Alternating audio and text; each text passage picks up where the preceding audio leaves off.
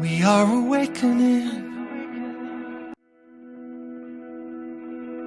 We are awakening. Yay. Okay. Good morning, everyone. Welcome to the fall retreat. So, as you guys know, we have 2 retreats. Some of you are staying for both. The first retreat is called the Self-Awareness Retreat. And I will be leading 4 days of that retreat. And Jacqueline and Ann will lead 3 days of that retreat. My 4 days are going to be focused on games, awareness games. Their 4 days are going to be focused on dyads. Now, it sounds like I have the fun part and they have the work part. But to be honest, I'm going to tell y'all right up front, while we're playing these games, there will be some on-purpose triggering. Because one of the things that happens is people come to a retreat and it's kind of an artificial environment, you know, a peace, love, all my friends are here environment. And you learn great stuff like how to play these awareness games.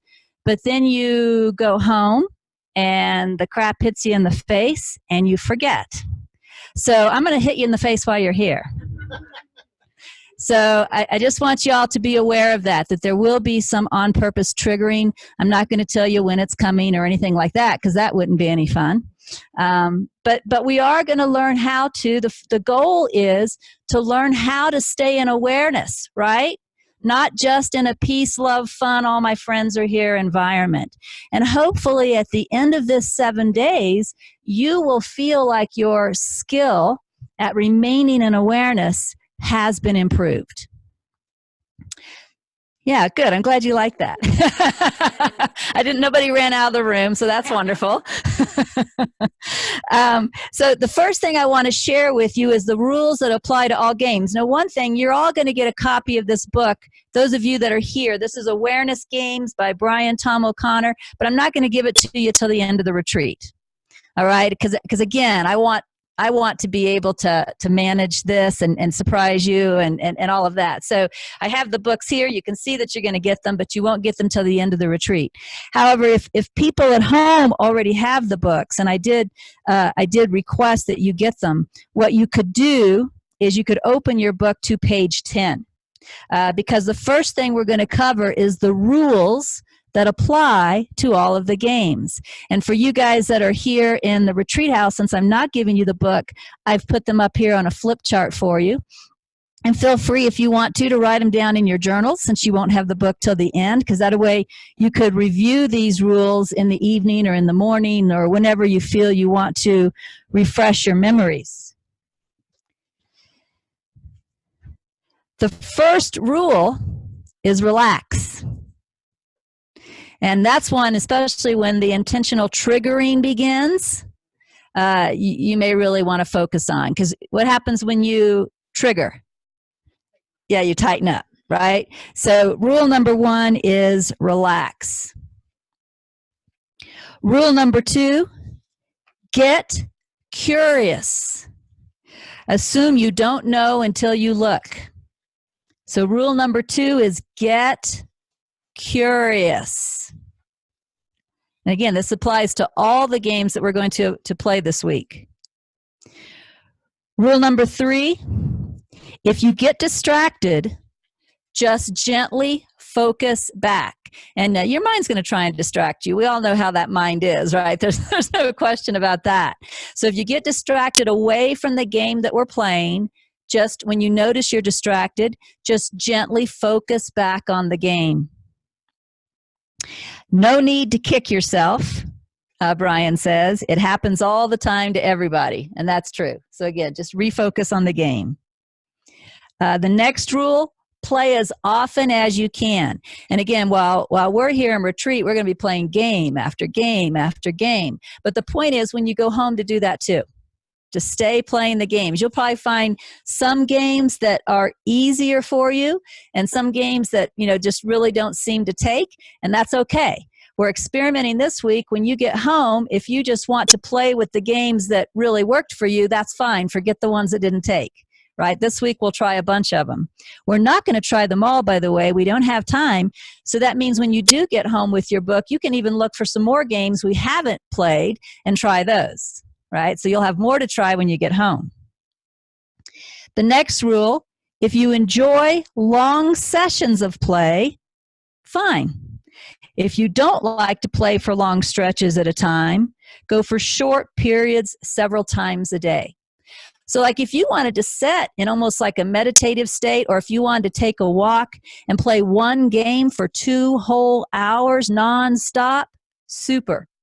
But if that feels hard for you, then taking short breaks throughout the day for awareness games is recommended. And that's no different than the recommendations we've seen in Gentle Healing 1 and 2, right? You do the awareness, watching awareness meditation for as much as you can, for as long as you can, and then you take those short awareness breaks throughout the day. It's the exact same recommendation. The only thing is this time there's the structure of games around it if you like the games. The next rule, use the least amount of effort possible. Right? This is supposed to be natural. You know, you're shifting into what's natural. And then the next rule really emphasizes that. It's not about control, except the slightest shift in attention. A shift of focus while letting everything else be as it is. It's not about control. It's the slightest shift of attention while letting everything else be as it is. And this is one reason I need to trigger you, right? Because it's easy to play these games again when you're feeling at peace and the day's great and the sun's out and you're watching the deer, right? But then when something happens that really gets you going, it's a little harder to follow this last rule. It's not about control. It's only about the slightest shift in attention. It's about a shift of focus while letting everything else be as it is. Right? So we're going to practice that as well this week. So those are the rules to the games. And we're actually going to start by playing a game right away. This game is online, so I'll be sharing my screen and putting down my microphone. And by the way, the microphone is for them, not for y'all. So hopefully y'all can hear me okay, right? Okay. Yeah, I have a very loud voice when I'm teaching, so I didn't expect that to be a problem. So what I'm going to be doing is putting down the microphone, and we're going to be playing a 9-minute and 7-second audio, really, which is called the Heart Meditation, and it is one of Brian's games. Okay? So you guys get ready, and I'll just put my mic down and start sharing my screen.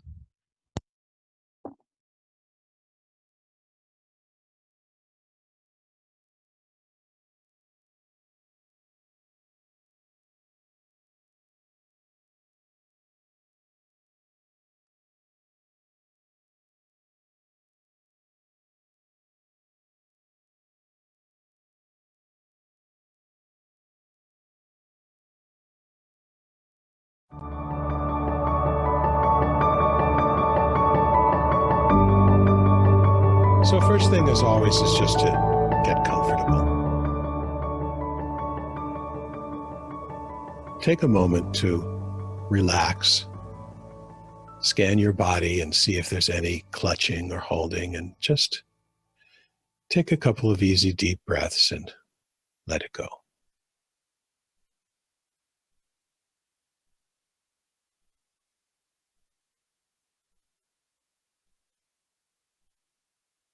This is a meditation of imagination. You don't have to believe anything. You just have to imagine it, only for the duration of the meditation.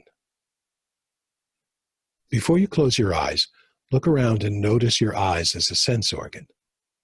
In other words, light and images are coming into your eyes and through them into your awareness. Just notice that what you see is appearing in awareness.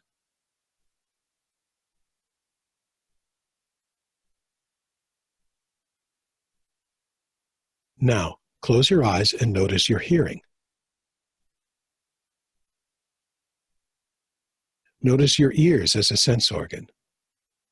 In other words, sounds are coming into your ears and through them into awareness. Just notice that what you hear is appearing in awareness.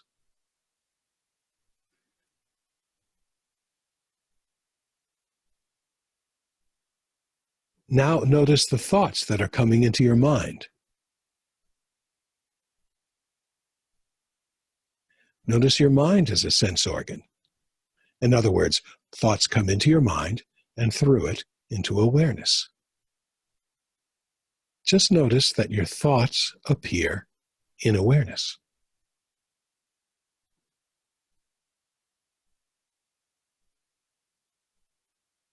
Now ask yourself, where is this awareness in which sights, sounds, and thoughts appear?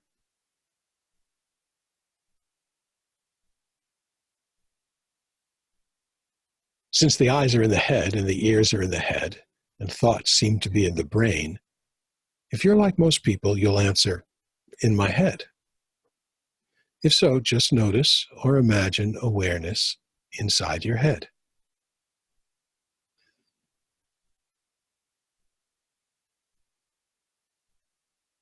Now, in your imagination, drop down from the head to below the neck.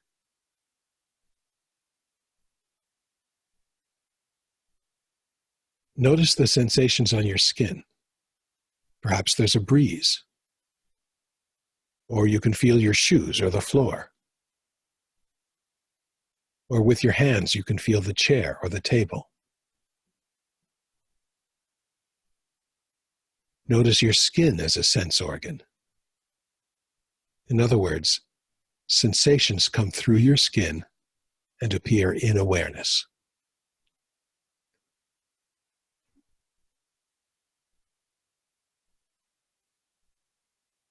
Notice any other bodily sensations that are appearing right now, and notice the awareness in which they appear.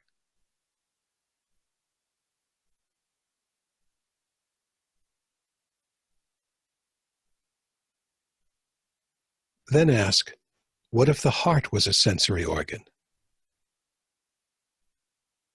What is appearing in it?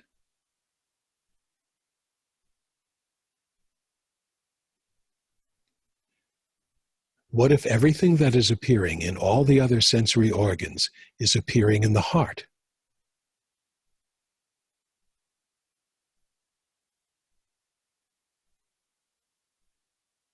What if the heart was totally okay with everything that it experiences? With everything that appears in it? With everything that could ever appear in it?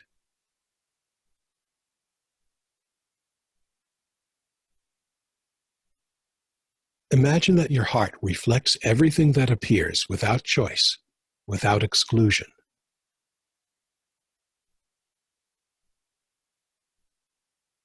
Imagine that it allows everything to be just as it is. Just for now. You can go back to excluding or not allowing later, if you want to.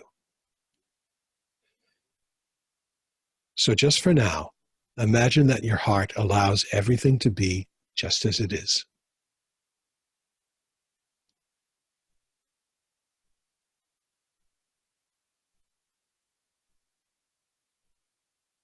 Imagine that this allowing of everything to be just as it is the definition of love itself.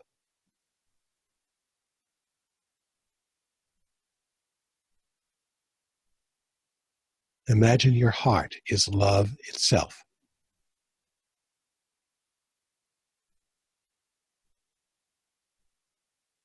Imagine your heart is you. You are love.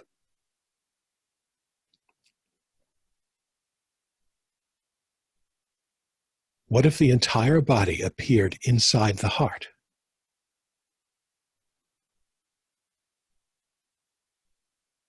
Imagine your heart expanding with love and allowing.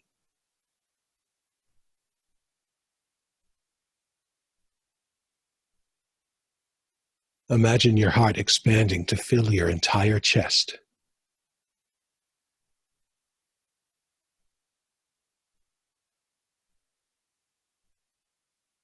Imagine your heart expanding to fill your entire torso.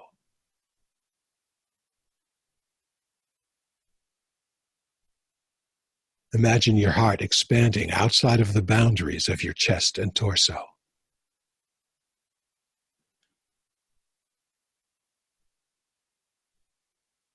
Imagine your heart expanding so that it includes your entire body.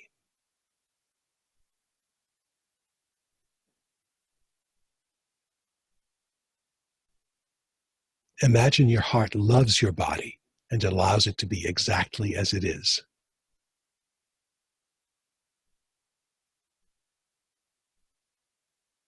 Imagine your heart expanding to fill the entire room.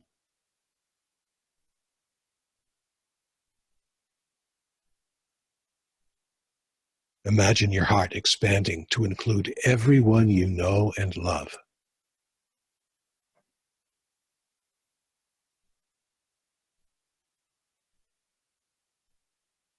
Imagine your heart expanding to include everybody you don't know or don't love.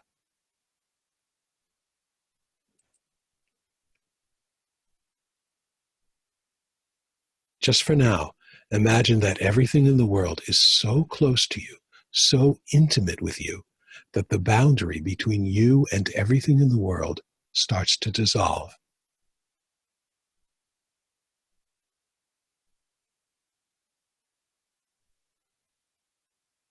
Imagine you are your heart. You are pure awareness. You are love. You are everything.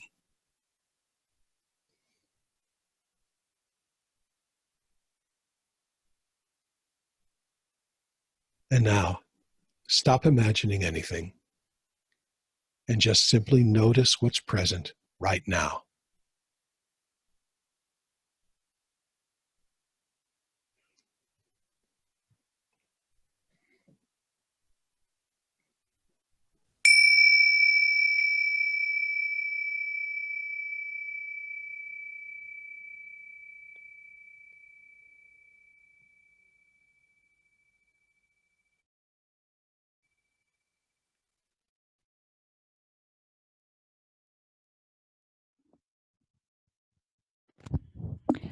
So that's an example of an awareness game.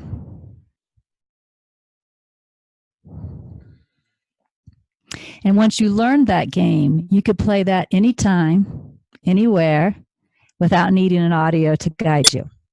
Remember, you just started by noticing your eyes as a sense organ. Notice that, images and light are being reported to awareness through the eyes. And then you closed your eyes and noticed your ears as a sense organ. And then your brain as a sense organ, right? And then your heart. Noticing there was no judgment in the heart. The heart lets everything be as it is. And then allowing that to expand. Just to let you know, let me share my screen one more time and show you something. Oh, sure. Thank you.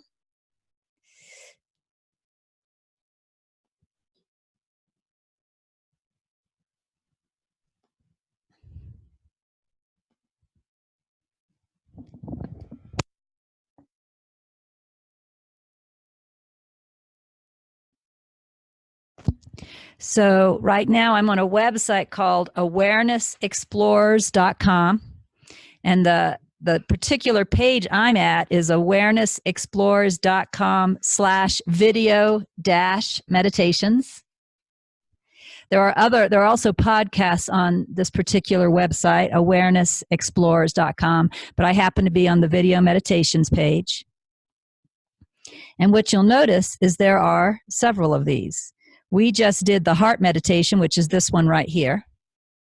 And we'll do a few more of these, if I remember correctly, this week, but we're not anywhere near going to do them all. So there are several of these meditations. You're going to find people you know in here.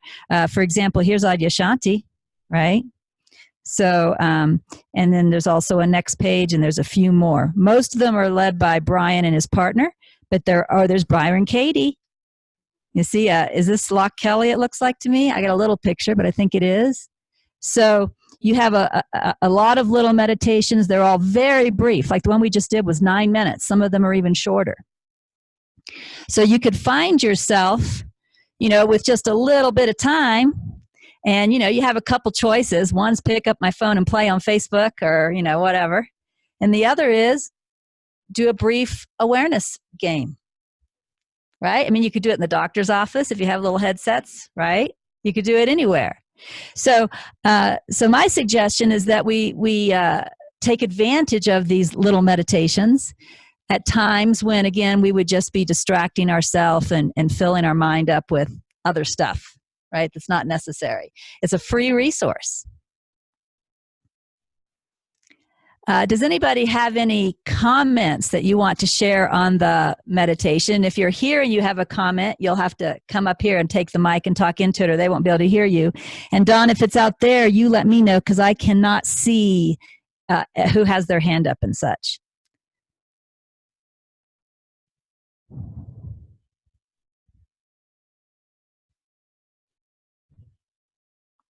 Not getting anything here, Dawn. Are you getting anything there? All right, then let me move on. Well, the next thing that I have on my agenda is to introduce Brian, but he won't be here for 8 minutes. Did everybody get the website address? Did everybody get the website address? awarenessexplorers.com. And I was on /video-meditations. But awarenessexplorers.com. And there's both podcasts and these video meditations on that website.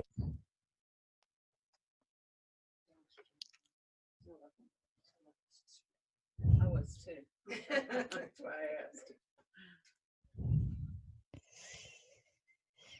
Well, let me see then if we have 7 minutes left before the interview begins. Let me just see if I can find another short game, and we'll just play another game while we're waiting.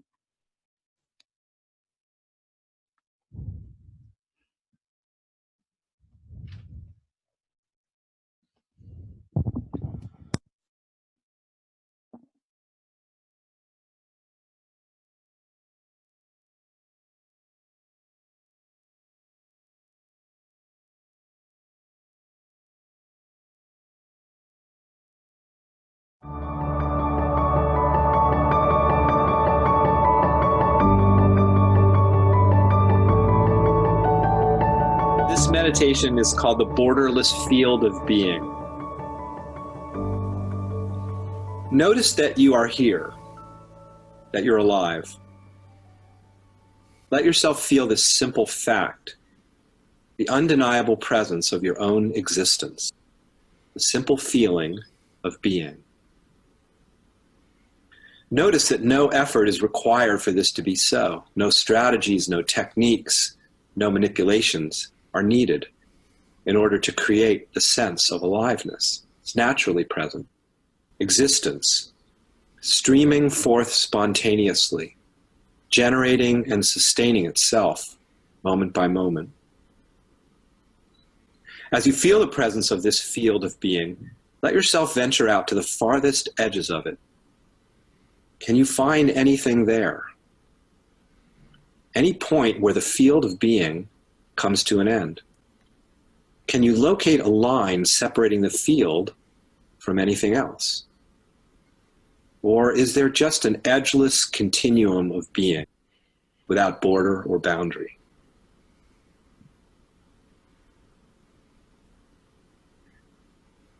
Notice that no matter what might be occurring within this boundaryless field, being remains as it is, unalterably alive and present. Feel the way in which the field is not circumstance dependent. 1,000 different thoughts, feelings, sensations can appear and disappear, and all the while, the field remains. Being continues to be. Existence continues to exist, no matter the shape or form it may be taking. Feel the ease, the fullness, the rich lusciousness of being.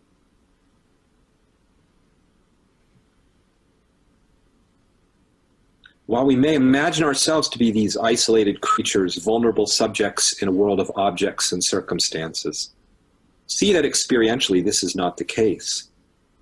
Feel the way in which the field of being, the field of experience itself, is actually seamless, an indivisible, all-inclusive expanse. an edgeless space of invulnerability that nothing can harm, for there is nothing apart from it. Here you are sitting here, and yet there is no finality to you, no point where beingness ceases to be, no place where the edge of you comes to an end. Feel this. Revel in the vast, luscious infinity that you are.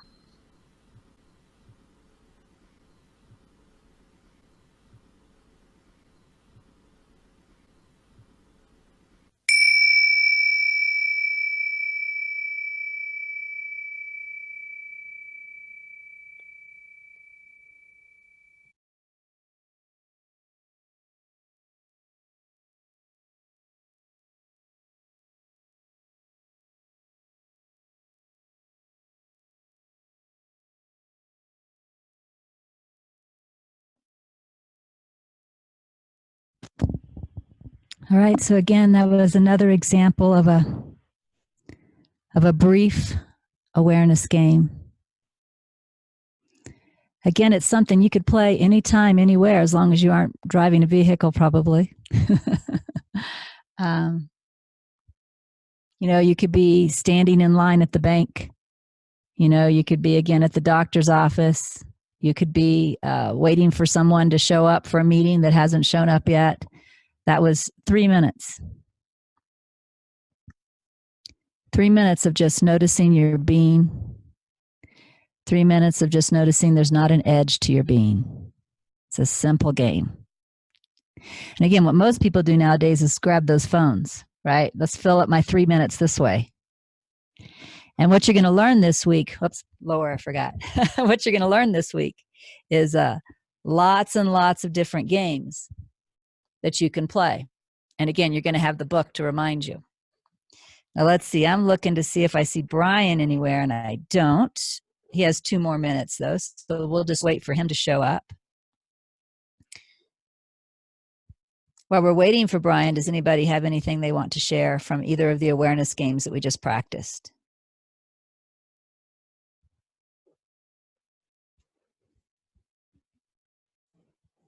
Okay, then we will just wait silently.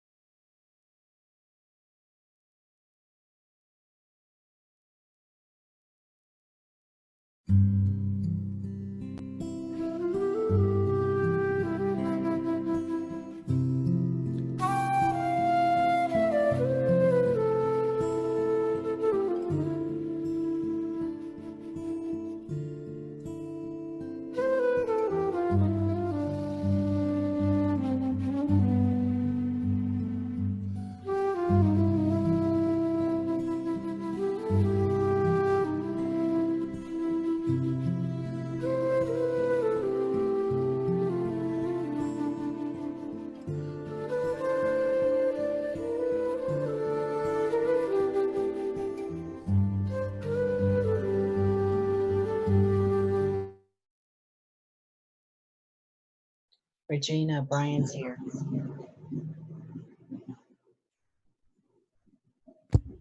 All right. Hey, Brian. Oops. And I'm seeing Don instead of Brian. Is there any way to make sure? Yeah, Don, you need to mute. I just unmuted, so. Okay, good. There you are. Hey, Hi. you can hear me okay? I can, and you can hear me okay? Perfect. And you see me okay? Yep. Okay, good. Well, I'm sitting here, and everybody that's online that's not either me or Brian, please go ahead and mute. We hear like paper moving or something like that. That'll make things a lot better off for us. And I'm sitting here in La Veta, Colorado, with, I think there's about 17 of us gathered locally. And then however many people are online, I can't see that, but I think there's some people there as well. And then also we have a radio broadcast going on, and this is being recorded and will be uploaded on YouTube. So it should get some visibility. Wow, that's really nice. Okay, 22 people. And we also, I have a pile of books of your book set in here that I'm going to be passing out to everybody at the retreat. But I told them I'm not going to give them the books until the end of the retreat, because I want to leave them in the awareness games without them reading the book. So they'll get that at the end. But thank you so much for joining us. We really appreciate that. Oh, you're so welcome. I'm glad to be here with you all. Well, I think that you are pretty new to almost everybody in Awakening Together. If I hadn't come up with your book when I went online doing a Yahoo search, I think I told you that everyone in Awakening Together is pretty familiar with self-awareness practices. Mm-hmm. And I didn't want to bring them to a retreat and do the same thing. I was looking for something different. And when I came up with your book, I was thrilled, because I also make up games and play games. So I thought, this is, but I haven't written mine down. So yours are all written down. That's a lot of fun. I thought, this is perfect. But they don't know you. So I think that maybe a great place to start would be with getting to know you, with your spiritual path, your struggles, whatever might be pertinent. So why don't you go ahead and share? Okay, thanks so much. Well, I used to be an actor and director and involved in theater most of my life. And although I never made much money at it, and I always worked a day job, and I was doing a play, and I was always depressed. Ever since I was maybe preteen, I suffered from really severe depression. And I'd gone to therapy for a while, and that certainly helped take the edge off. But later in life, I was doing this play, and after it was all over, I got depressed all over again. And I thought, I thought this was over. And I just decided a little downtime at the office to go online and search, how do people change? And that led me down a whole lot of different pathways, because I just wanted to change myself. I just didn't want to be depressed anymore and anxious and sad. And there were a lot of blind alleys that way. I tried all sorts of crazy things that sometimes I'm even embarrassed to talk about now. But I remember reading a book about codependency. And it said, you're never really going to be completely psychologically healthy until you develop a spiritual side. So I said, okay, maybe that's true. I'm going to look into it. So off I went on more searching around and trying things. And then I stumbled upon basically what I would call the self-inquiry gurus from India in the mid-20th century, like Ramana Maharshi, Nisargadatta Maharaj. And then Ramana Maharshi talked about his practice of self-inquiry, which is asking, who am I? And really trying to get at the core of the self, not the objects that you are, like it's not your body, because something notices your body, something is aware of your body. It's not even your mind or your thoughts, because something deeper is aware of your thoughts. Your thoughts appear in it. And then I found some contemporary American teachers who, in that school, and like Pamela Wilson was the first one I ever went to, and they all taught looking at awareness itself instead of the content of awareness. Like that little shift in attention from the foreground to the background in which all things appear. And what happened was I started feeling better. I started feeling happier. I started noticing that when I connect to the pure ground of being, the pure background, and allowed things in the foreground just to be as they are, without trying to fix things, I started to get flooded with happiness. And I started noticing that there's this well of happiness inside that's always there. And it's so dependable and reliable. But it doesn't work if you're trying to create a feeling that you want, or you're trying to get rid of a feeling you don't want. It really only works if you just say, okay, Whatever is arising is arising. What's it arising in? What is that pure background?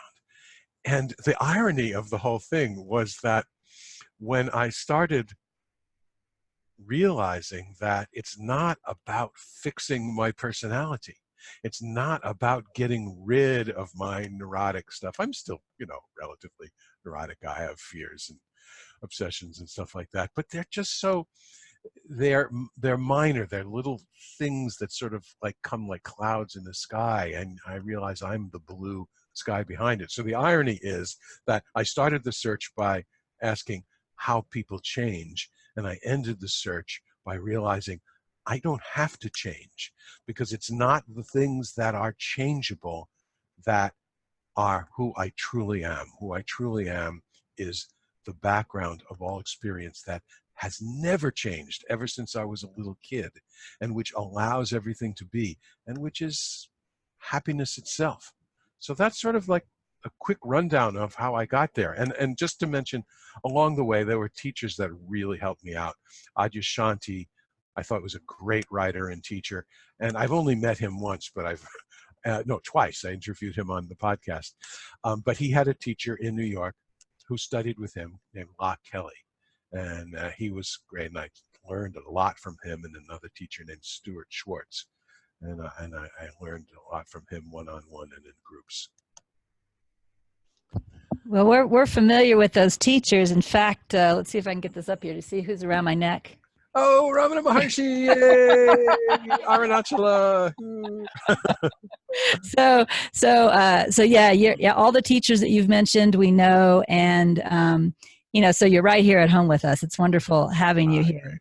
I have a question, because you mentioned this started with depression, and you also mentioned that you still have your idiosyncrasies. My question is, do you still experience depression? No, depression doesn't seem to be there. I might feel some fear and anxiety over particular things, but depression to me is the idea that our emotions shouldn't be there.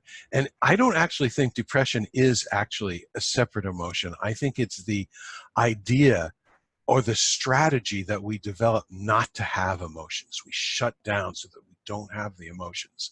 So what happened over time was I really started allowing them to be there. And sometimes, and this is where Adyshanti really helped out, he has this guided meditation called, handling difficult emotions, where he takes you really down deep into the core wound. And if you can go and look at your core deepest wound, like from early childhood, and say, I am allowing you to be here, I am welcoming you, and then let the feelings come up, the tears and the rage and the anger or whatever, and you do that over time, you drop the strategies to prevent emotions, and depression goes away. Yeah, so the way you just described depression then is kind of a mask. It's a way of hiding. Yeah, exactly. Yeah, I think that's really, that. In a nutshell, I think you just said a whole lot that would help a whole lot of people that think that they are stuck with depression. So thank you very much for sharing that. Oh, you're welcome. How did you come across the games? Well, it was kind of just sort of popped in. I mentioned that I used to be in theater, and my mom was an actress all her life, and she also specialized in teaching theater to young people. And she had these things called theater games, and we would all learn them, and they're kind of like improvisations that you use while you're rehearsing a play. And I just thought they were wonderful. And all of a sudden one day I was playing around with which meditations work and which meditations don't, and I discovered that some work some days and some don't. And some work for some people and some don't. And there's a sort of a seriousness about meditation sometimes that people would get into, that there is one right way and you must do that. And then people might get upon that one right way and it's not working for them, but they stick with it for 20 years. So I thought, well, maybe I could just sort of make a hybrid of theater games and meditation. And all of a sudden these awareness games popped into my head. And I started writing them down. Every time I would sit down to meditate, a new one would just sort of pop into my head. I don't know where it came from, the, universal consciousness maybe. And I would just start to write them down. Yeah, I agree. Universal consciousness. That sounds brilliant to me. Let me ask you a question. You mentioned meditation. Now, how do you meditate, or is there a way that you meditate? What does that mean to you? Well, I have actually a lot of meditations because I'm not a particularly disciplined person who, can get up at 7 a.m. and for 2 hours watch my breath. I've tried. And I realized that just sticking to that all the time, I'm just not that type of guy. It's just not going to happen. But when Locke Kelly talked about small moments many times throughout the day, I realized that I can do. And I can, anytime I want to, I can drop into that background. I can look inside and do that little turnaround and ask, what is what I'm experiencing arising in? And it will go there. But sometimes I like to do longer meditations. Sometimes I listen to guided meditations of all wonderful teachers. And sometimes I'll just sit and say, okay, just this. How long can I stay in just this? What's happening now? Physical sensations, sounds, any breathing. What's happening now without going to the past, which is memory, which isn't real anymore, or the future, which is imagination, which isn't real, and just stay here. So you can make a game of meditation, like how long can I sit quietly without thoughts of the past or thoughts of the future? And of course, you're going to fail, and it's okay, because it's not the succeeding that's the point. It's asking the question turns your mind into the right direction, and it's turning it into that direction. That's the key to meditation, not succeeding in quieting the mind. Because even when the mind is active and wild, that pure, choiceless, loving, allowing background of awareness is still there. It doesn't go away when the mind is active. It's just we forget to notice it.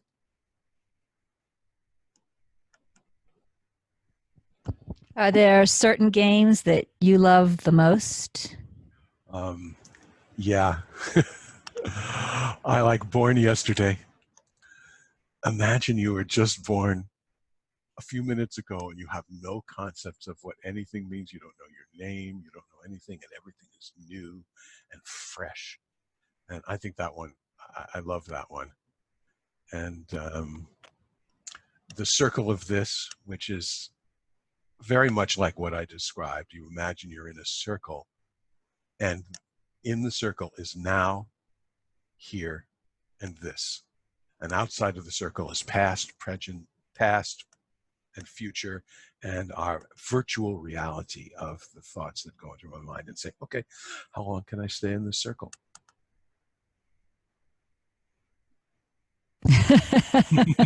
It's funny. I'm laughing because they're going and shaking their heads. They're enjoying this. So, how much would you recommend someone playing these games? Oh, I'd recommend playing them. You mean how often or how? Yeah. Well, I recommend doing it as often as you can, and sometimes putting in little reminders to play them. For example, I live in New York City, and I used to work in an office, and I live in an apartment building. So I'm always walking down long hallways of somewhere or another. And I said, every time I walk down a long hallway, there's nothing to do other than walk. Just use that as a little reminder. Imagine that this experience of the long hallway is appearing in the field of awareness. So instead of you in the hallway is sort of in you. So you set up these little reminders. Sometimes when I would walk into a bookstore, I would set up a reminder. Or the best reminder of all, whenever I'm having a feeling, so-called negative emotion, that I don't want to have. Instead of saying, oh, damn, I have this emotion I don't want to have, think, oh, a reminder. What is the pure, choiceless, allowing space that this emotion is happening in? Can I allow it to be here? And can I notice the field of awareness it's happening in? So when you do that many, many times, and you start with easy, start when it's easy, and then gradually in situations that are more difficult, like interactions with people at work. Gradually what happens is, it's like, have you ever seen a pan and you sort of drop little droplets of oil in the pan, and they start to get bigger and bigger as you're pouring the oil in, and then one little droplet connects to another and forms a bigger droplet, and then that might form to another and form a bigger droplet. Pretty soon the whole pan is filled with this solid drop of oil. It's sort of like that. When you get used to doing it many times and you realize you can get there at the drop of a hat, because it's always there, it's just veiled, then all those little moments start to connect to each other and start to thread throughout your day, even when you're not actively meditating or doing an awareness game. What about, for people, or even when you in the past, or even currently, have had trouble shifting into awareness? Do you have any suggestions for when it just feels like it's not possible? Yeah. Well, first of all, being physically relaxed helps a lot. Take a few deep breaths, scan your body for tension or clutching. But I would say the main thing is, whenever I sit down and try and it doesn't work, pretty much two things are happening. One of two things are happening. I'm either trying to get rid of something that I don't like that's happening now, or I'm trying to recreate a feeling that I had in the past. So I said, oh, yesterday I had this great meditation I loved. I felt so one with the universe, and okay, I'm going to recreate that. I'm going to sit that down there and recreate it. It just doesn't work. When I say, okay, what's arising now? Sounds in the room, thoughts buzzing through my head. Maybe I have emotions. Maybe I'm anxious. Maybe I'm tense. What's happening now? Can I, for now, allow that to be there? That, I think, those are the veils. It's the ideas of what shouldn't be or what should be are the veils that are covering the awareness that's always there. Yeah, that's really interesting. In fact, so interesting, I want to repeat it. The veils are what you think should be or what you think shouldn't be. Yeah. So Right. if you're having trouble shifting in awareness, you could ask yourself those two questions. What do I think right now should be that isn't? Yep. Or what do I think shouldn't be that is? Exactly. And right there, you just made your own customized awareness game. And I really encourage people to do that very thing. Well, I think that's a very important thing that you just said too, because I happen to be a teacher. And so as a teacher, I get to observe the students or the participants.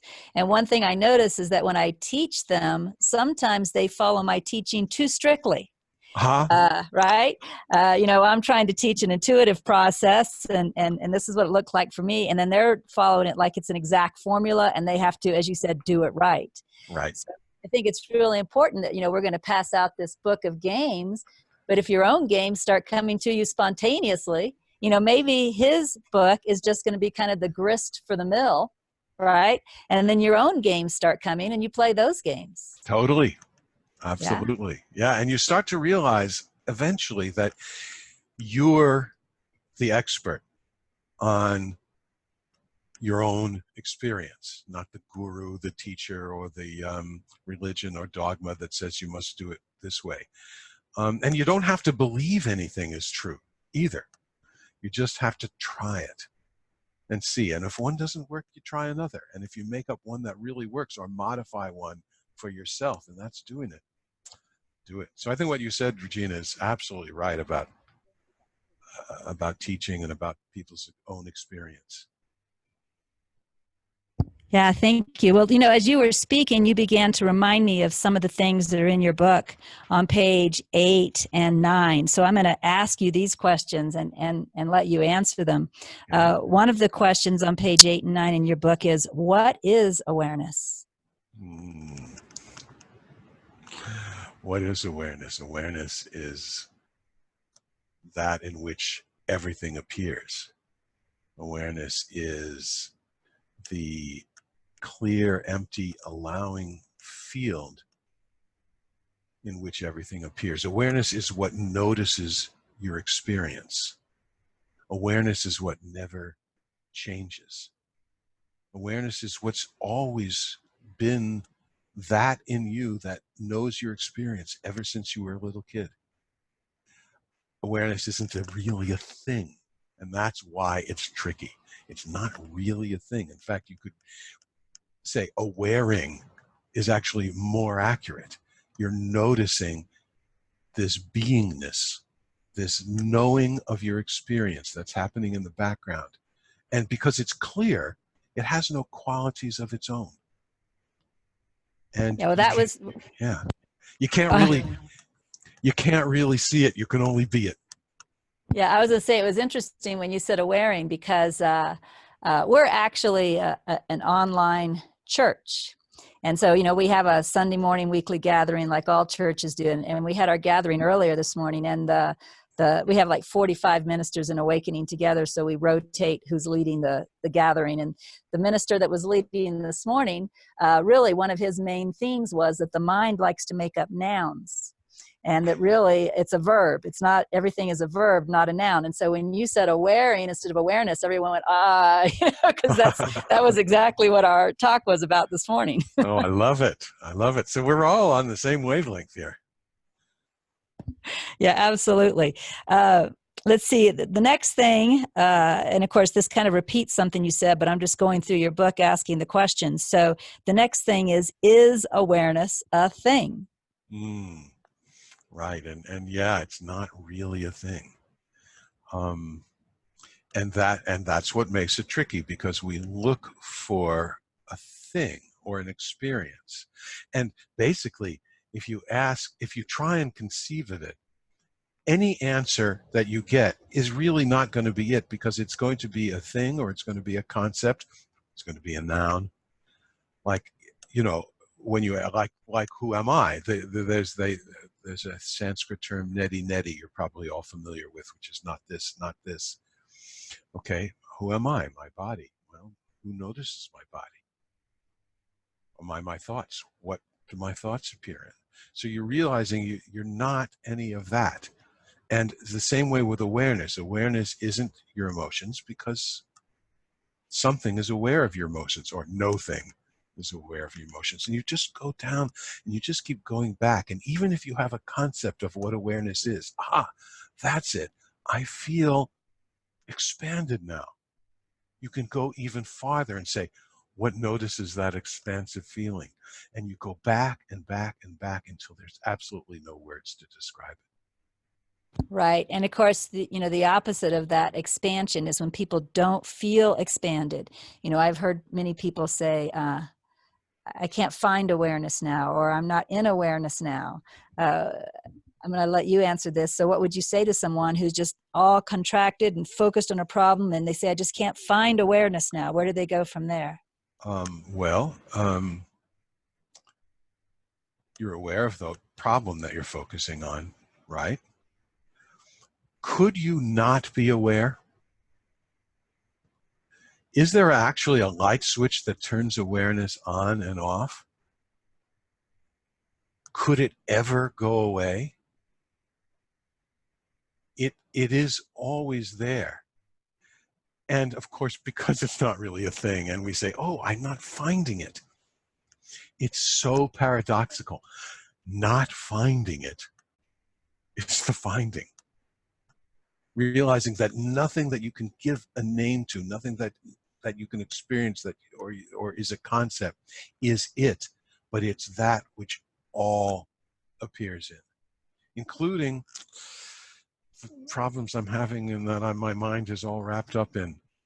Awareness is totally okay with your mind being wrapped up in its problems. It says, okay, that's what I'm aware of too.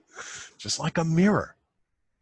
You've got, let's say, a cup of coffee and an apple on a table, and there's a mirror next to it. The mirror doesn't say, I'm not into coffee. I'm not going to reflect the coffee now. I'm just going to reflect the mirror. It doesn't. It's just choiceless. So that takes me to the next question in your book. Let's see if you have anything else to add based on what you've already said. What is awareness not? Right. It's not your thoughts. It's not your emotions. It's not your body sensations. It's not the sounds that you're hearing. It's not the idea of yourself. It's not your personality. It's not what you see, hear, smell, taste, and touch. It's not a thing. It's not an object. It's pure subjectivity. It's not an object. It's this pure subject. It's the experiencer, the knowingness of all things.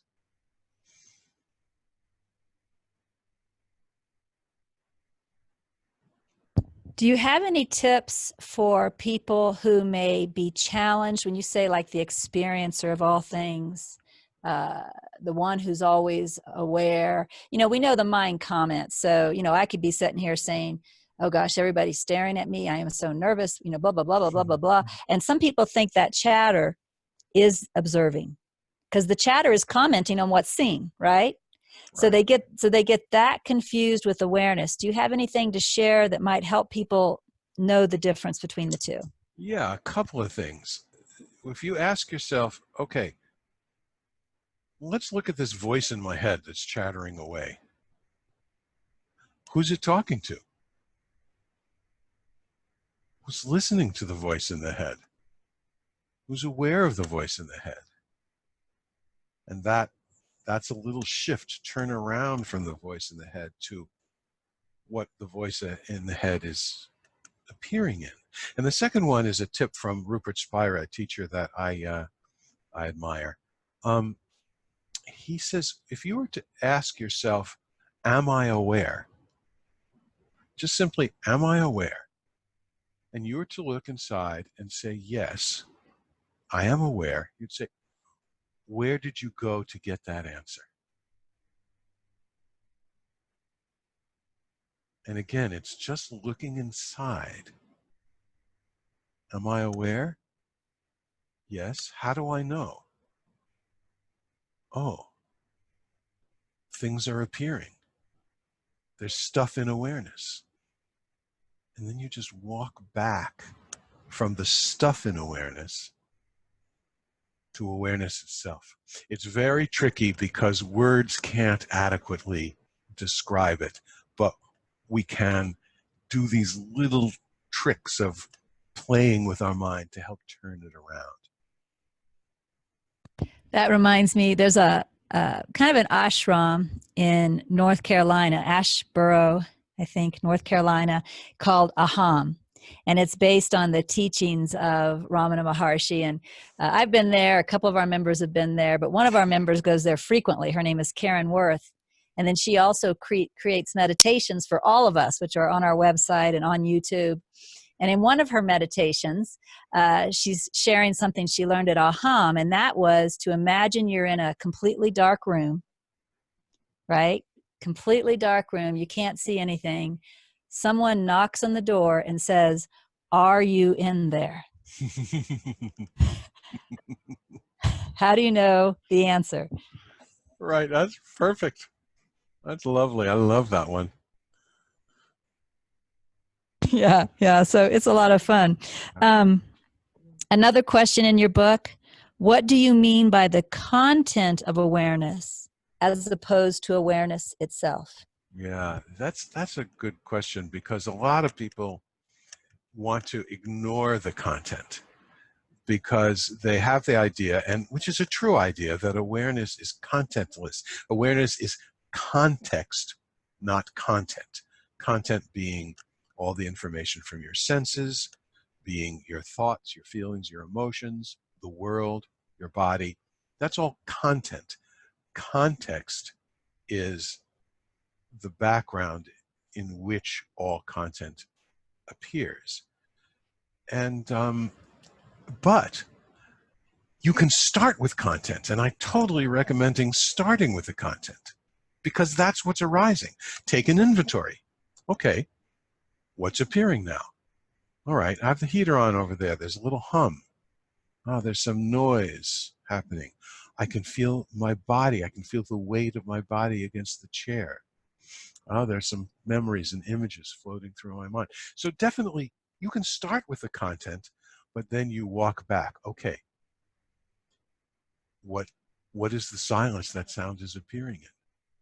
What is the field that my body sensations are appearing in? And with each element of content, you walk back and ask, what is aware of that? Or what is appearing? What is that appearing in? And then you walk back even further and say, what is it that's aware? And if the answer is, well, I am, and you say, okay, what is I? What is this me? Yeah, and what you just ran through, which I'm going to ask you just to kind of repeat, was the 3 questions that all of the games are kind of based on. Do you want to talk about those 3 questions? Yeah, sure. That's right. The questions are, what is in awareness? What is awareness? And what is aware? And the first question, what is in awareness, is what I just described as taking an inventory of what's appearing right now. Sounds, body sensations.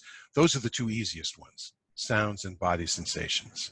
Then there's other senses, and then there's thoughts and emotions. A little trickier. Sights are a little trickier. So you practice with the easier ones, sounds, body sensations. That's the content, what's in awareness. And then you say, what is awareness?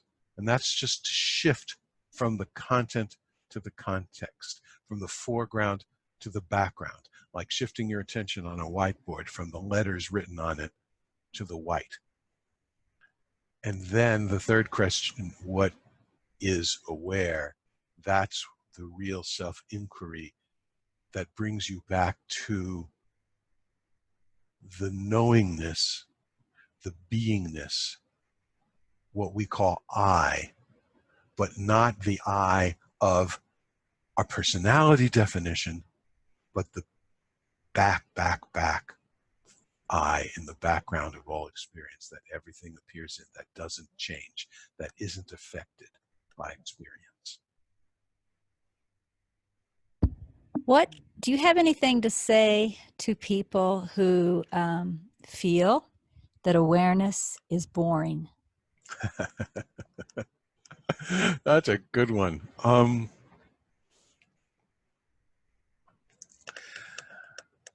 I would probably say that in my experience, it's not boring, but when I'm bored, I'm trying to filter out something in my experience, or I'm trying to bring something in my experience that I feel is missing. So in my experience, awareness is endlessly delicious and delightful and fascinating. And whenever I'm just sort of hanging out there, I'm not bored. But if I'm thinking, I want what's happening now to change because it's not interesting enough, then you're probably focusing on the foreground instead of the background, and try and shift back a little bit and say, okay, just notice what's arising and notice what it's arising in. And try and relax physically. That's really key. Breathe. Yeah, thank you. Thank you. And yeah, and what you really said, one thing that you said that I caught was, it's really the mind that's thinking I'm bored.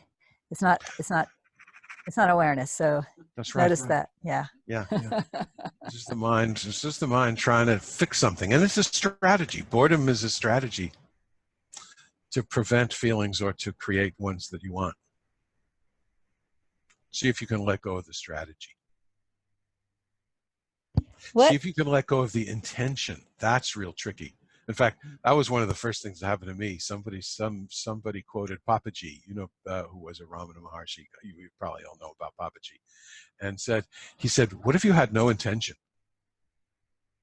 I went, I just start to laugh because, well, first of all, not having an intention, isn't that an intention? So there was the paradox of that. That was funny. But then even deeper than that, some little relaxation started. Some relaxation came in when trying to control my experience subsided. Yeah, and I think that for a lot of people, control is a major addiction. Yes.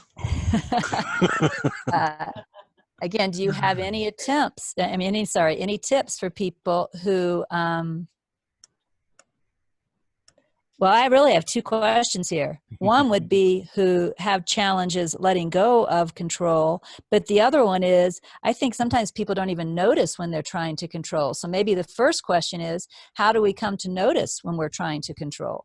Yeah, I think that really is the first. I think you got it right there. That's the first thing to tackle, is to notice when you're trying to control. And I think the only thing to do is ask questions, but use the fact that you're feeling anxious or angry, or that someone else is not doing what you want them to do in particular. That's just a clue. Just say, okay, when I get that feeling that things aren't going the way I want them to, use that as just a little reminder to ask the question, well, am I controlling things? Am I trying to control either that person or control how I feel? And you really just have to ask the question. And it's not so much, because sometimes you can't quite let go of that control right away, but you can always ask the question, am I trying to control? Could I let go of control? That's like a Sedona method type question that kind of works pretty well. And then if it's about other people, or even if it's about yourself, if you just know that most people are doing what's in their nature to do, and most people are actually doing the best that they can, including yourself, then control starts to ease a little bit. Yeah, compassion is what that sounded like to me. Yeah, compassion is great. And compassion is, and that's the beauty part of this, that you don't have to decide to be compassionate. It sort of comes in naturally when you, especially if you think, okay, my awareness is clear. It has no qualities of its own. Therefore, it must be identical to awareness in other people. And from there, it's just a small step to not only is it identical, but it's the same. It's one awareness. What's looking out my eyes is looking out your eyes. And compassion naturally follows from that. All right. Can you tell me what the awareness explorers are? Oh, yes. Jonathan Robinson, who is a fellow author and teacher, he found my book and he reached out to me and he said, he lives in California. He said, I'm coming to New York. You want to get together and have dinner? And we did, and we hit it off. And we had great conversation. And then he said, hey, how about we have this conversation weekly on Skype or Zoom or something? I said, sure. We start just talking every week. And then he said, hey, how about we record these and make a podcast out of it? And so we started recording our conversations about awareness, about what you and I and all of you are talking about here. And we started recording them and putting them out twice a week as a podcast. Yeah, and how many of those do you have now? Do you know? We're about to publish episode 43, I think, or 42 on Friday. And we usually, most of the time it's just Jonathan and me talking. And every 2 or 3 episodes, we have a guest explorer come on. And who have some of your guests been? Rupert Spira, Adyshanti, Byron Katie, Stuart Schwartz, John Aston, Gail Brenner, just to name a few. Yeah, well, there was some oohs and ahs going in the room, so they... Oh my, it's so much fun to talk to these people. And I actually couldn't believe it when Adyshanti said yes. I thought, no, that's impossible. But he's a very cool guy. Yeah. So, and these are all on YouTube. All anybody has to do is search for Awareness Explorers, and you can find these podcasts. Sure. Don, there's something you might even want to add to our radio play. I think I sent you that already, a suggestion, Don, that you add those. Yeah. So they're a lot of fun. I've listened to a couple of them, in preparation for the interview. They're a lot of fun. And I've also shown them the Awareness Explorers website. Oh, good. So they've seen the little games there that are like mini meditations, and so they're aware of that. I just wanted to get all of the talking done. We still have about 20 minutes. I wanted to get all the talking done before we start playing games, because that quiets things down a little bit sometimes, and I didn't want to come back to the talking too much after that. Sure. Is there anything that you can think about that I haven't asked or that we haven't talked about that we should talk about while we're in the talking phase?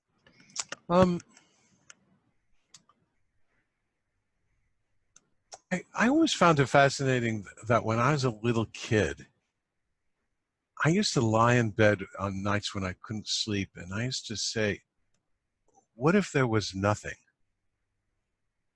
And I would say, if I kept asking, what if there was nothing, what would happen? And I would get this like strange sensation all through me. And it was actually not a bad sensation. It was kind of pleasurable, but it was weird, because if there was nothing,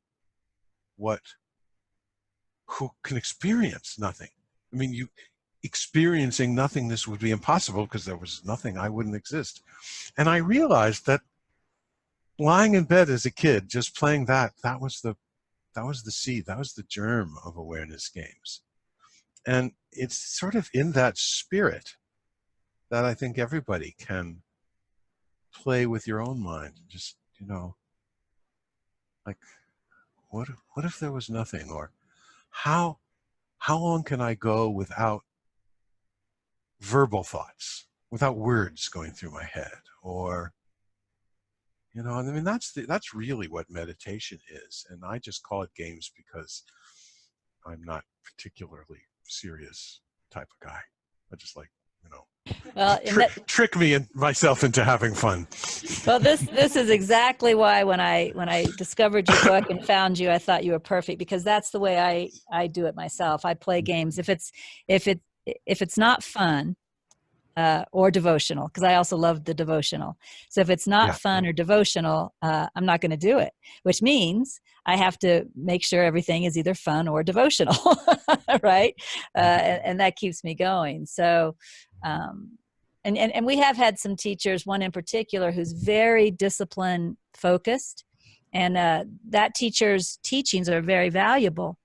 But I think that sometimes, because we listen to that teacher so much, that people forget that although the teachings are very valuable, it doesn't have to be this hard discipline. It can be fun and light and love. Yes, it can be. But which is not to say that if your nature is that way. I mean, some people are just really into disciplining themselves, and I mean, these are people who have achieved stuff in sports or exercises or the arts. I mean, there's nothing wrong with that. And if you want to get good at something, you do require that. If you want to play a musical instrument, you got to practice, and you got to practice as much as you can during the day. So it's really not to put down discipline, but there's a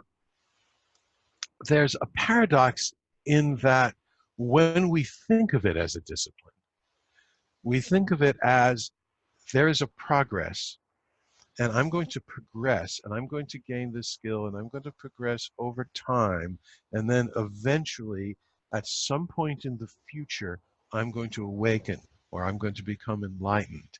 And when the idea of being awakened or enlightened is always something that's happening in the future, that kind of gets in the way of noticing that it's actually already here and always here.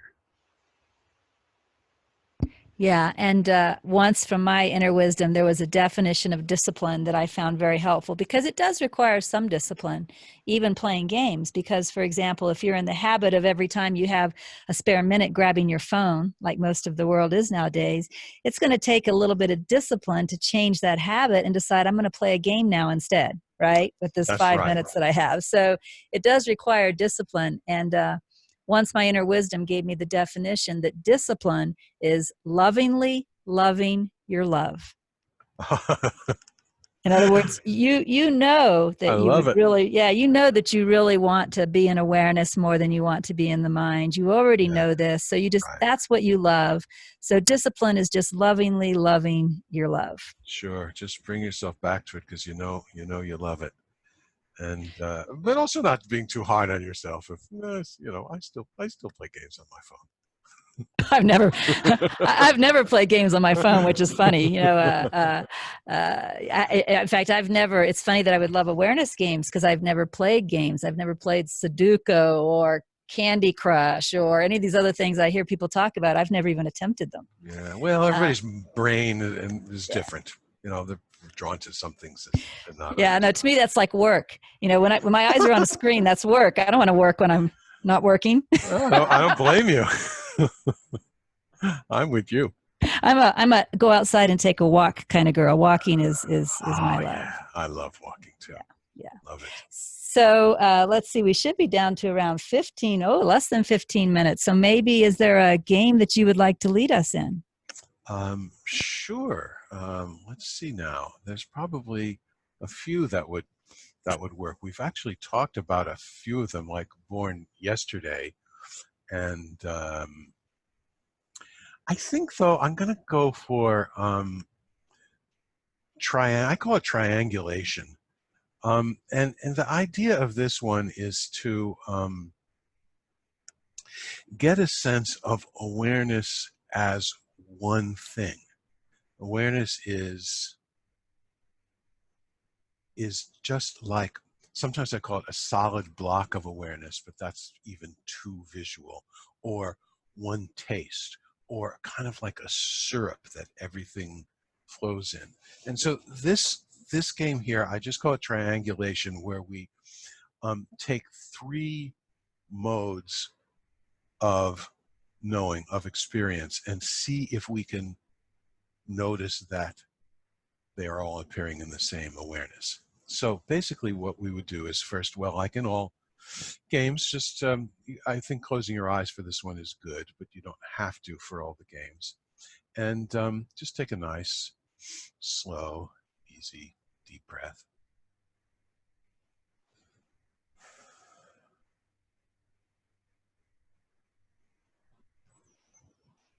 And just scan your body to see if there's any part that's a little tense or clutching or holding on, and see if you can just notice that and ease up.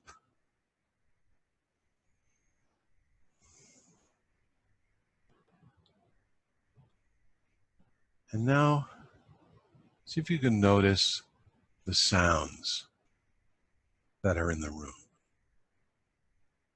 Maybe there's traffic noise outside. Maybe there's hum from a heater or air conditioner or refrigerator. There's the sound of my voice.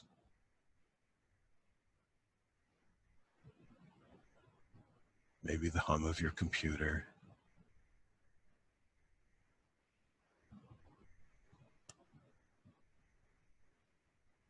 And just notice that sound.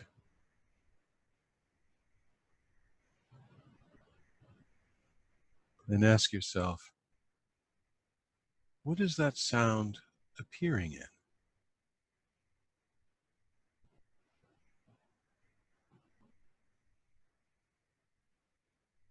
Is there a field of silence in which these sounds appear?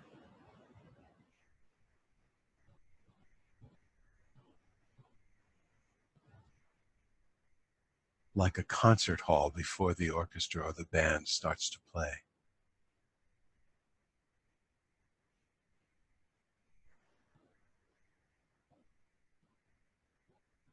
Notice that field of silence in which each sound arises.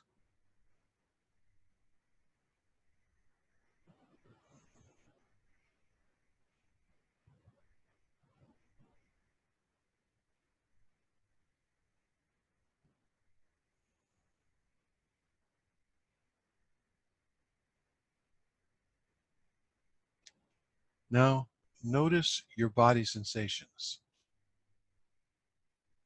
You can feel the weight of your body on the chair or the floor. Maybe you can feel your feet against the floor. Maybe there's a breeze on your skin. Maybe you can notice the air going in and out of your nostrils, or even detect your heartbeat. These are all body sensations. Just notice them.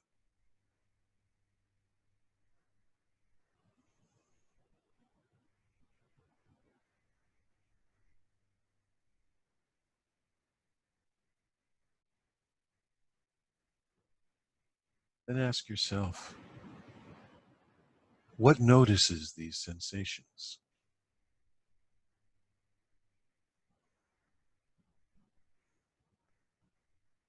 Is there a field of awareness in which these sensations appear?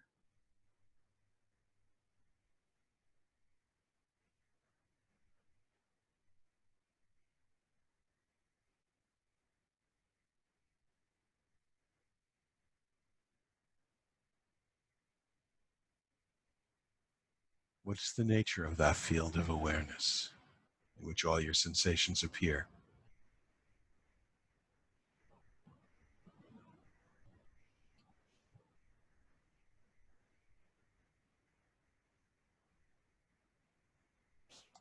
Now ask yourself, as I notice these sensations, am I also aware of the sounds in the room? Are they appearing at the same time?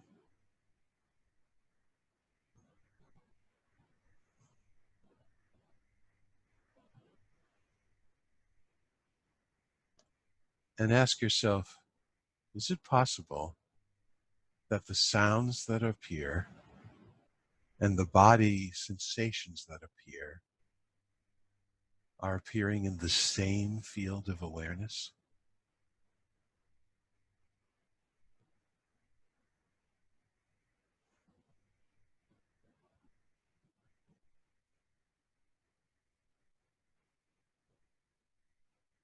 Could it be that the silent space in which sounds appear and the empty spaciousness in which sensations appear are the same field of awareness?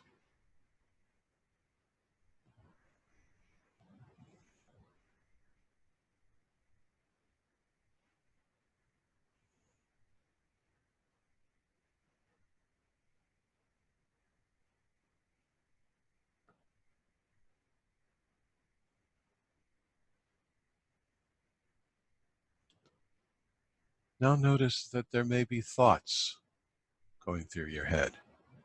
They could be little words, they could just be images, they could be memories or imagination or the voice in your head. Notice that these are appearing and ask yourself, what is aware of these thoughts? Imagine the thoughts are like clouds and ask, what's the sky that the clouds are appearing in?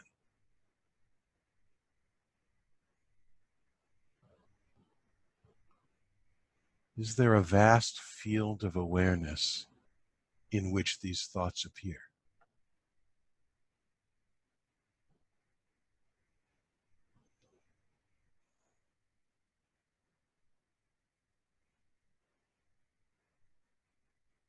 Then ask yourself, as these thoughts appear, do I still hear the sound? Do I hear a voice? Do I hear traffic? Do I hear birds? Do I hear the refrigerator? At the same time, do I feel my body sensations, the weight on the chair, the breeze on my skin?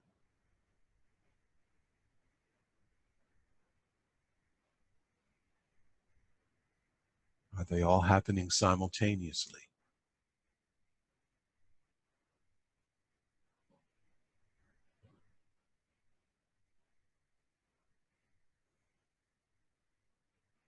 And then ask yourself, could it be that the vast sky that the clouds of thought are appearing in, and the silence that the sounds are appearing in, and the spaciousness that my body sensations are appearing in, are all the same field of awareness?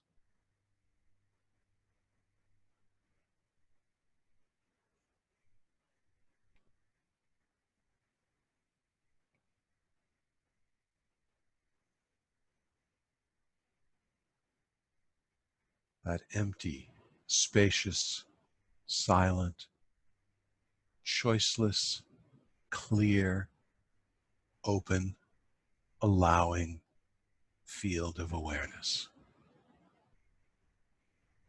that knows all experience. That's the knowingness and the beingness.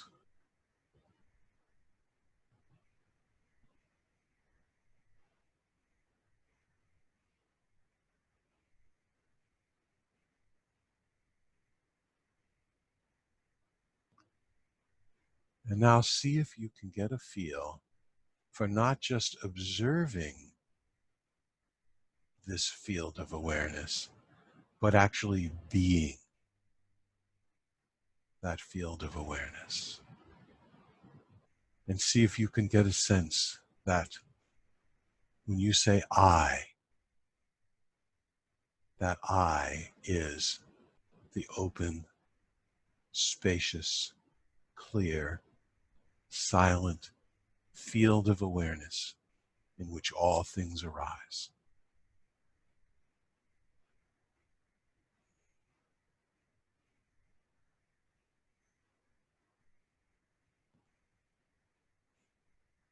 Be that.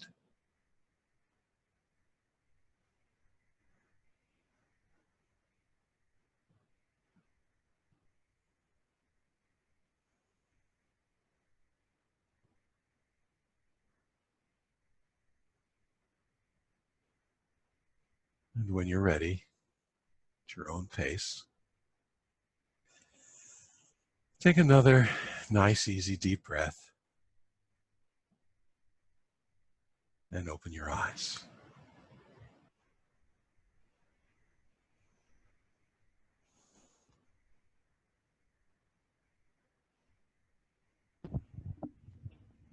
Thank you very much. Oh, you're very welcome. We appreciate you taking the time to come and be with us and to kick off our fall retreat. It's kind of like you were the keynote speaker. Yay! It was my total pleasure. I feel like, I'm hanging out with friends. Good. You are, like it's very, like I said, all the teachers you mentioned, everything was exactly what we do. So yeah, we fit together very well. When this is up on YouTube, we'll send you a link so that you'll know where it's at. And thank you. Thank you so much for joining us. Oh, thank you for inviting me. It was totally my pleasure. And have a great rest of the retreat. All right. Thank you. You have a great day. Okay. Thank you. Bye. Bye.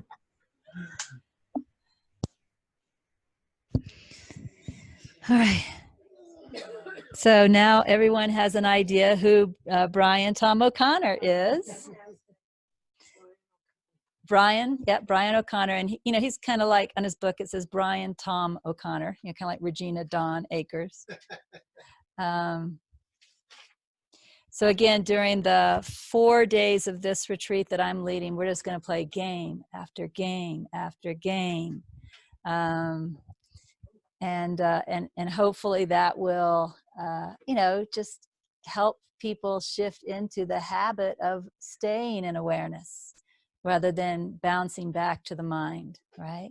Yes, ma'am. No, I was just saying that. Do you mind coming up here? Because they can't hear you. Sorry, we don't have one of these fancy things where we can pass a mic around. So this is Nancy.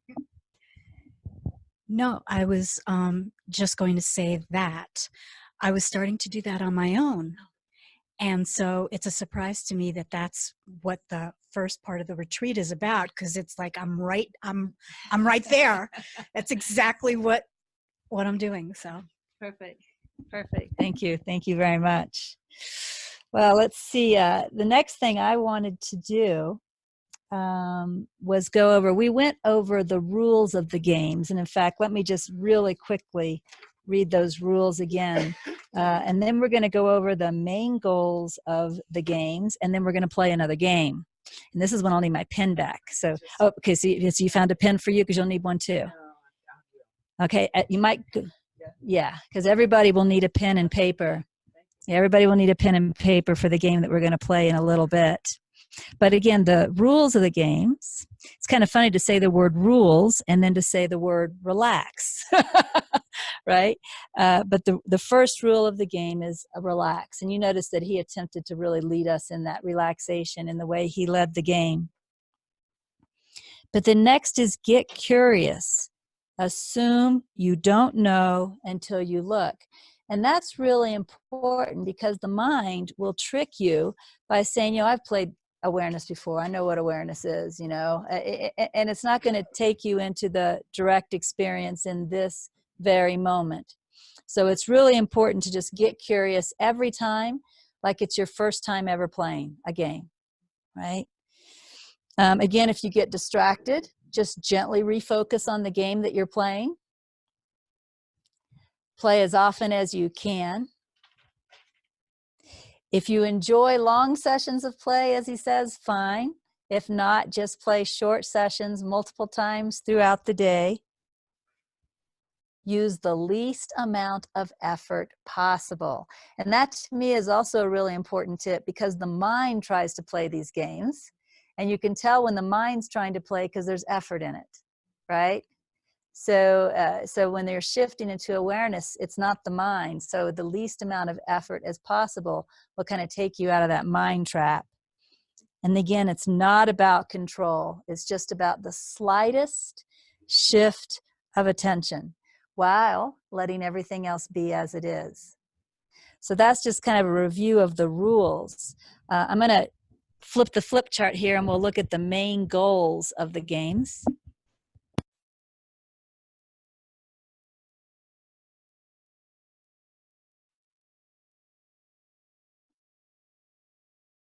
And if you're at home and you have the book, the main goals are also on page 10, right underneath the rules.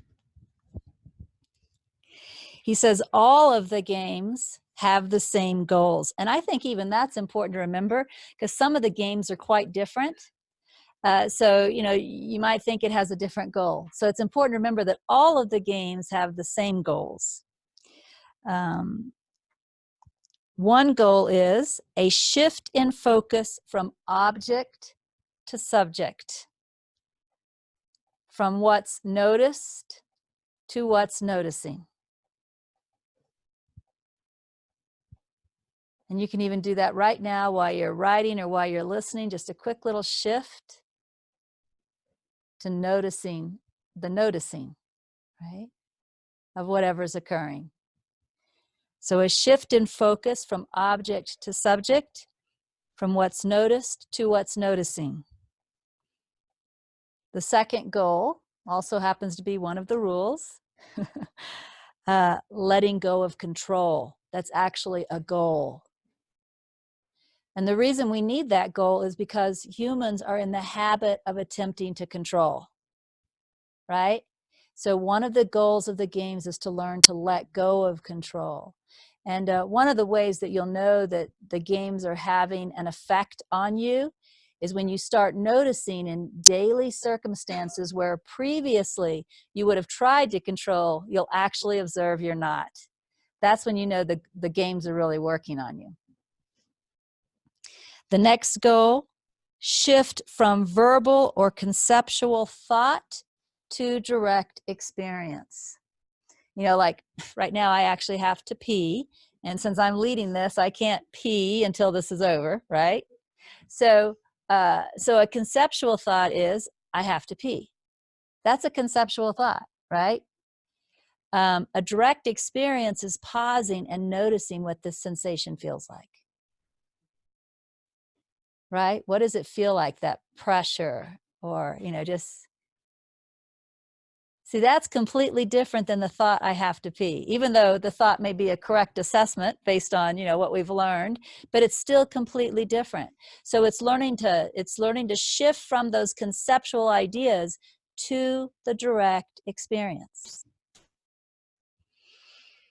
And then the fourth goal is effortless awareness, clear and mirror-like. And he gave us an example of what I meant by mirror-like in the interview. If a mirror is reflecting what's happening in this room, if we had this huge mirror in here, let's say the ceiling was a mirror, the huge mirror, the mirror isn't going to say, oh, I don't like the fact that Jackie just knocked over her cup. I'm not going to show that, right? The mirror shows everything.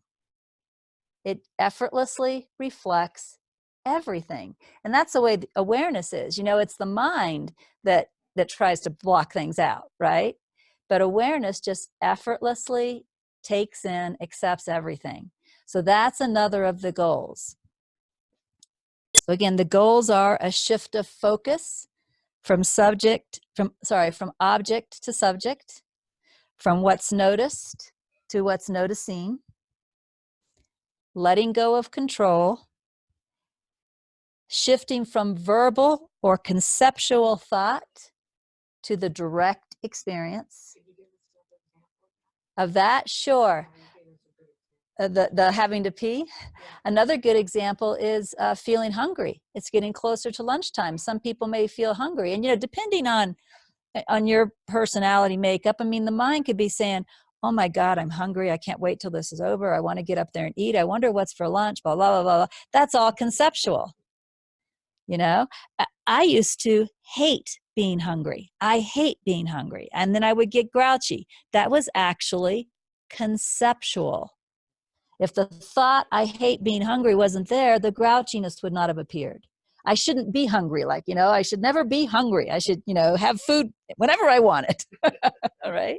That's all conceptual. So an example of direct experience is when you're hungry, pausing and just feeling and noticing what that sensation is that you call hunger. As if you've never even felt it before, along with that other game he played where Just Born. And you're going to find that's a completely different experience, and there's no grouchiness in it, right? It's just being aware of a sensation that's here now. So that's an example of direct experience. And then the last one was effortless awareness, clear and mirror-like, which really means noticing that what you are really doing is you are taking in and accepting everything that your sense organs bring to you.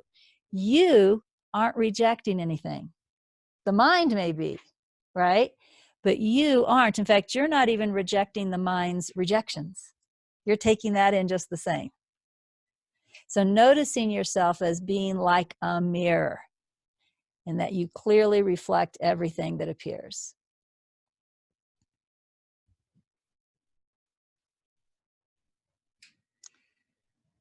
So we're going to play another game now. I'm going to try and play with you, but I hadn't thought about the fact that I have a mic in my hand, so maybe I can't. Maybe I don't need the pen. We'll see. No, that's all right. I'll try putting it down and playing.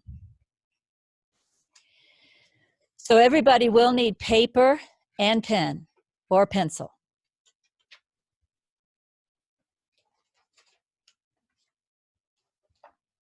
And we could kind of pretend like we're at a party, and somewhat those of us who are here now are at a party. Right? And some of you have never met in person. You might not even, some of you not even know each other online yet. So what I would like you to do is I would like you to write down on your piece of paper as if you are introducing yourself to someone, I am, and write your name.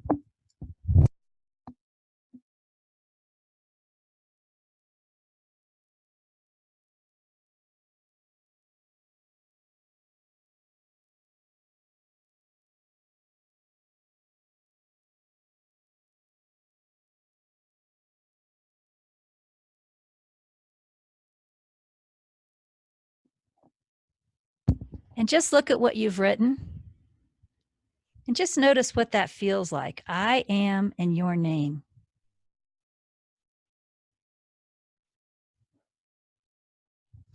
Now, cross out your name heavily.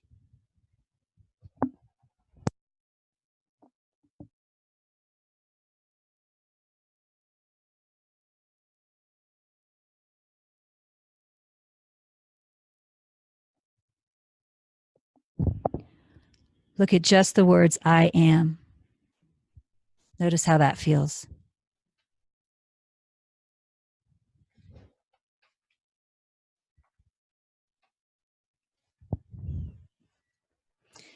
Now you're going to write I am, and you're going to fill in the blank, like with maybe a profession or with retired or something like that.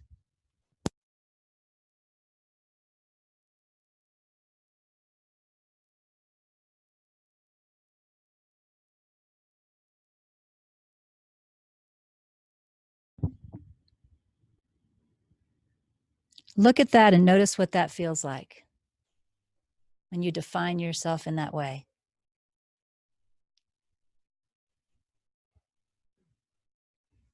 And then heavily cross out the definition.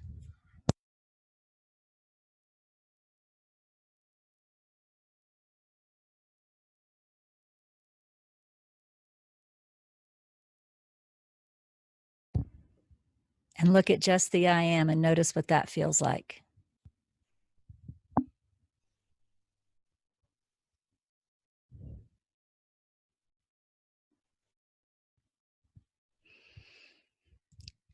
Now we're going to write down an emotional experience about today and your experience of today. You know, like you could say, I am happy, I am busy, I am hungry. Go ahead and fill that out.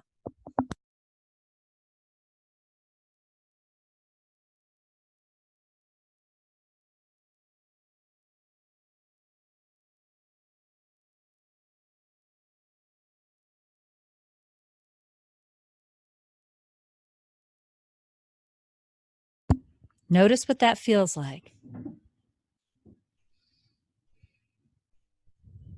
And then heavily cross that out.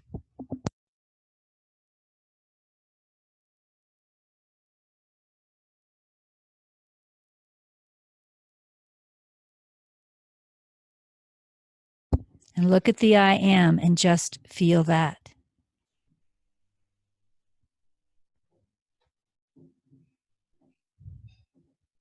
Let's write I am again. Just I am.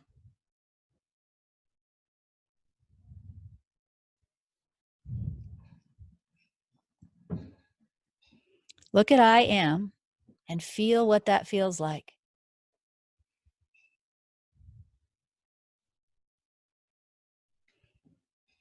And then heavily cross out the word am.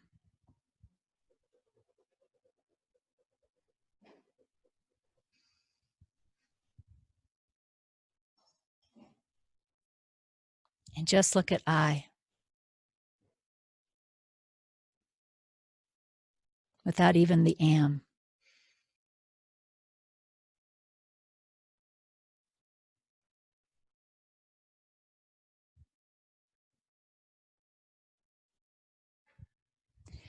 And then close your eyes and set in that feeling of I.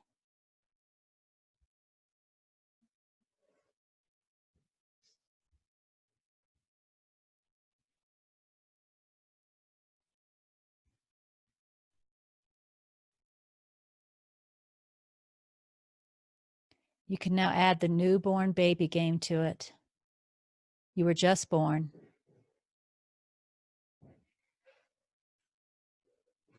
What is that experience that later you'll learn to call I?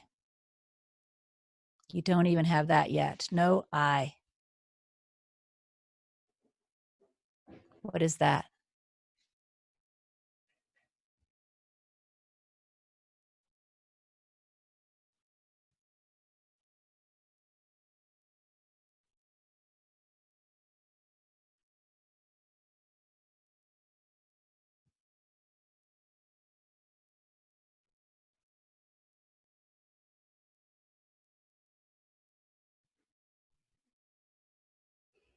All right, thank you for playing with me.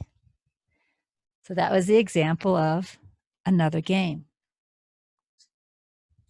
Does anybody have anything they want to share about that game? And Don, if anybody there wants to share, you let me know.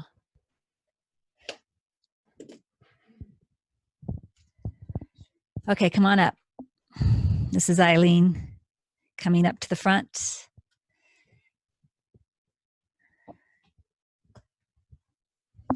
Hi, everybody. It was interesting for me when I first wrote I am in my name and I am in my job, it just felt constricting. Like it felt like it was being pulled into something, and then open when it was just the I am. But then how are you feeling today? And I wrote, grace and gratitude or something. So that was more expansive. But even when I crossed that out, the I am expanded more. So it was, the I am, and then with the I, it was bigger. It was seeing that, whenever I try and limit, even when it's a happy limit, it's a limit beyond just I and I am. Thank you. And sometimes with the crossing out the am on the I am, sometimes am implies existing in form, right? So you cross out the am and you let go of even that, right? And when you're first born, I would imagine, you don't have ideas like I exist in form.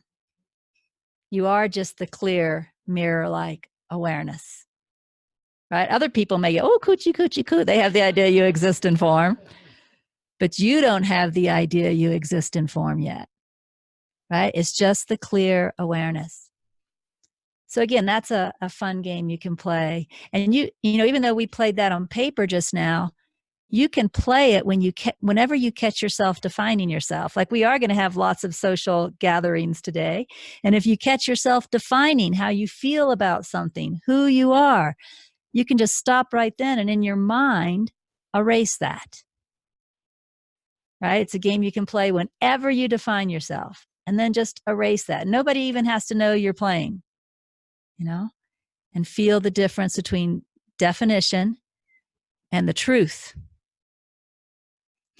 It's interesting because my daughter was adopted from China. And so, she's very much my daughter and she's very much Ron's daughter. And you can tell she was raised by us. But it affords me the opportunity to contemplate, what if I was born in another place, another time, and raised by different people? Like what if I had been born in Saudi Arabia or Syria or South Africa? Or, a great question, what if I'd just been born in America, but a different race? All of these things affect who we think we are, and none of them were there when we were born.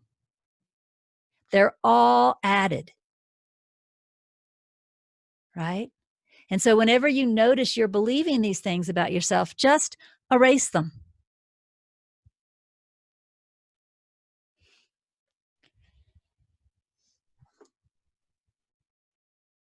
All right, so we have gone over the rules of the game. We've gone over the goals of the game. The next thing that we're going to look at, which is on page 11 in the book, for those who have the book, it's on a flip chart here. How do I know I'm playing right?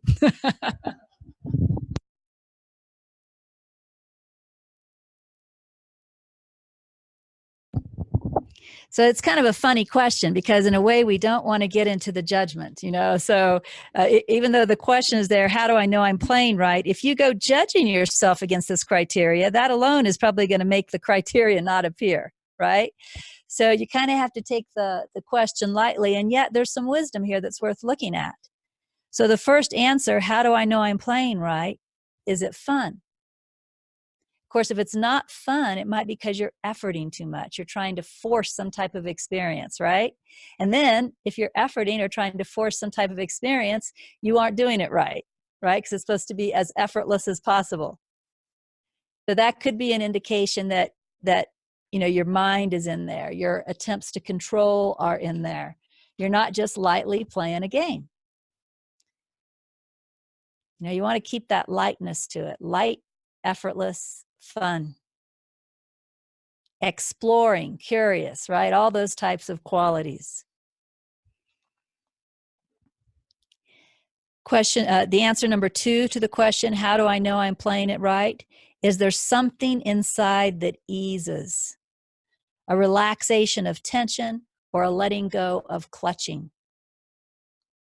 I mean, Eileen was even telling us that even when she was just looking at I am Eileen, she noticed a tension around that, right? A clutching around that. And by looking at just the I am, something relaxed, something was more open, something was more spacious. How do I know I'm playing it right? Do you crack a smile without trying to? You know, do you find yourself just kind of relaxing into a happy state of being? In my humble opinion, there's nothing better than just being happy with being, because you're always being, that means you're always going to be happy, right? If you can learn through these games, just that happy experience of being, you'll know what the word inner peace means. Do you get a feeling of expansion or spaciousness?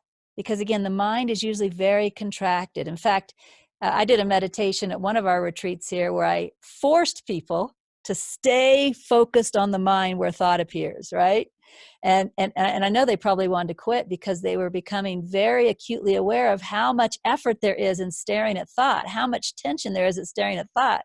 And all through the meditation, well, not all through the meditation, all through the beginning of the meditation, I kept saying, hold on, don't let go, keep looking at it, keep looking at it. And then I finally said, okay, now let go. And I remember Shauna in particular afterwards said, I had no idea how much work is involved in staring at thought, being focused on thought. But that's a contracted effort.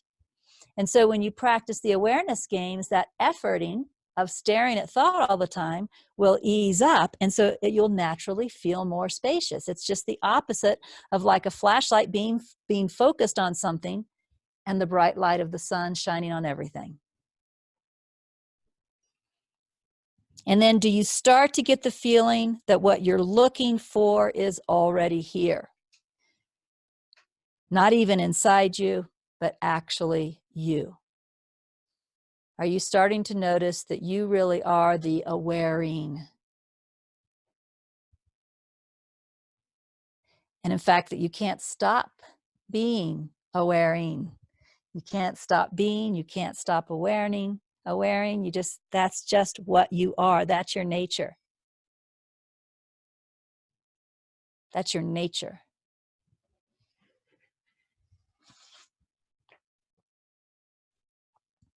So we started this retreat by kind of sitting here in this format because we're broadcasting online. It's the only way I could figure out how to do it. I couldn't figure out how to take them to the lake with us, you know. But this retreat is not going to be all sitting around like this. It was just the beginning. And in fact, often people ask us to broadcast our retreats live from the retreat house. And the answer to that is always going to be no. And the reason it's always going to be no is because then we can't do the retreats the way we do them here, right? You guys would have to sit there like lumps on a log, staring at me talk, and that's all that we would get done. And the truth is, if we were going to do that, there's no reason for us to even come together. So this is going to be a very active retreat. We're going to be going places. We're going to be doing things. And I think you're going to have a lot of fun. But like I said, I'm also going to be triggering you a little bit. And I'll be giving you games to use to deal with some of those triggers. Everything here is for the purpose of awakening. What we're going to do next here is we're going to be going to lunch. We're going to lunch until 1 o'clock Mountain Time, which is where you're at, in case you didn't know. At 1 o'clock, you're going to come back, and I'm going to teach you a game. And then, assuming the weather allows us to, I'll go check that out. The next thing on the plan is that we're going to go for a walk and practice that game. So one of the things you might want to think about at lunch is there any wraps that you need, clothing, a hat? In fact, I forgot to bring my own hat, so I'll do without. But is there anything that you need in order to be comfortable? You don't have to bring it all down here with you. You could, but just kind of be aware of it because what we want to do when we exit after I teach you the game is we want to exit smoothly and quickly. So you kind of already be pre-organized, know where your stuff is, know what you want to take. So you might walk outside, check the weather, that kind of thing during the lunch hour. And then we will begin the in-person retreat rather than the lecture version. Yes, Nancy? Are we going to be walking around this area? Today we are, yes. Some days we'll get in the car, but today we're going to stay right here. Yeah, no, you don't need your hiking boots, although I might need mine because my shoes aren't very good. Yes. Before we go, will you turn your computer around so we can tell everybody? Oh, sure. They want to all say bye to you guys. So I'm going to turn my computer around and get it on the room. There we go. All right, everybody, scream bye. Bye. And we're off to have lunch and enjoy the rest of our retreat. Thank you guys for joining us. Hopefully, if you haven't been to the retreat house, you'll come next year. If you go look at our website under retreats and classes, the retreats menu, I've put up a brief description. They will be filled out more later, but just the names of when all of the 2020 retreats are, who's leading it, that kind of thing. So you can go start thinking about when you want to come and be here with us. All right, bye. We are awakening. We are awakening.